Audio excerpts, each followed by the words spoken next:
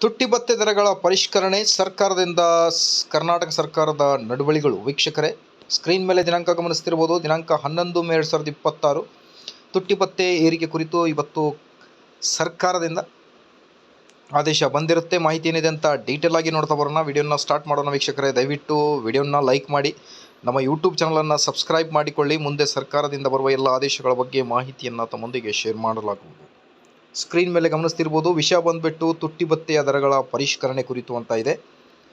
2024 ಪರಿಷ್ಕೃತ ವೇತನ ಶ್ರೇಣಿಗಳಲ್ಲಿ ವೇತನವನ್ನು ಪಡೆಯುತ್ತಿರುವ ರಾಜ್ಯ ಸರ್ಕಾರಿ ನೌಕರರುಗಳಿಗೆ ಜನವರಿ 1, 2026ರಿಂದ ಜಾರಿಗೆ ಬರುವಂತೆ ತುಟ್ಟಿ ಭತ್ಯೆಯ ದರಗಳನ್ನು ಪ್ರಸ್ತುತ ಮೂಲ ವೇತನದ ಶೇಕಡ 14.25ರಿಂದ ಶೇಕಡ 15.75ಕ್ಕೆ ಪರಿಷ್ಕರಿಸಿ ಮಂಜೂರು ಮಾಡಲು ಸರ್ಕಾರವು ಹರ್ಷಿಸುತ್ತದೆ ಅಂತ ಹೇಳ್ತಾ ಇದ್ದಾರೆ.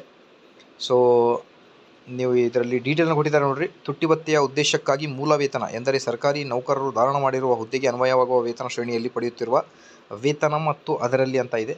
ಇದರಲ್ಲಿ ಡೀಟೇಲನ್ನು ಕೊಟ್ಟಿದ್ದಾರೆ ನೋಡಿ, ಹೇಗಿದೆ ಅನ್ನೋದ್ರ ಬಗ್ಗೆ, ವೇತನ ಶ್ರೇಣಿಗಳ ಬಗ್ಗೆ ಡೀಟೇಲ್ ಇನ್ಫಾರ್ಮೇಷನ್ ಸರ್ಕಾರದಿಂದ ಆದೇಶ ಬಂದಾಗಿರುತ್ತೆ. ವೀಕ್ಷಕರೇ, ದಯವಿಟ್ಟು ವಿಡಿಯೋನ ಲೈಕ್ ಮಾಡಿ, ಬಿಕಾಸ್ ಭಾಳ ಇಂಪಾರ್ಟೆಂಟ್ ಅಪ್ಡೇಟನ್ನು ತಮ್ಮೊಂದಿಗೆ ಶೇರ್ ಮಾಡ್ತಾ ಇದ್ದೀನಿ.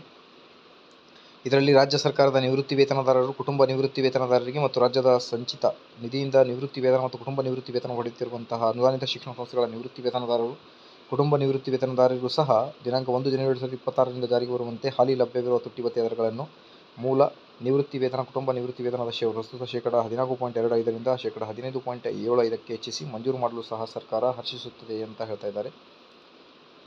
ಸೊ ಅಂತೂ ಇಂತೂ ಸರ್ಕಾರದಿಂದ ಆದೇಶ ಬಂದಾಗಿದೆ. 1.5% ತುಟ್ಟಿ ಭತ್ಯೆ ಈಗ ಏರಿಕೆಯಾಗಿದೆ ಕರ್ನಾಟಕ ರಾಜ್ಯ ಸರ್ಕಾರಿ ನೌಕರರಿಗೆ, ನಿವೃತ್ತಿ ನೌಕರರಿಗೆ ಮತ್ತು ಪಿಂಚಣಿದಾರರಿಗೆ.